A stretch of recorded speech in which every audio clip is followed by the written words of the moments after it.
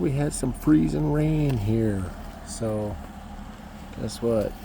Came out and had to scrape through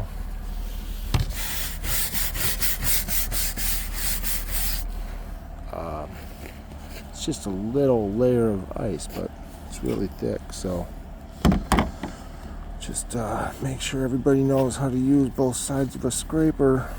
You know, you gotta use the claw side on this stuff because it's not going through easy, so you gotta use that scraper side. Yep, and then go across it,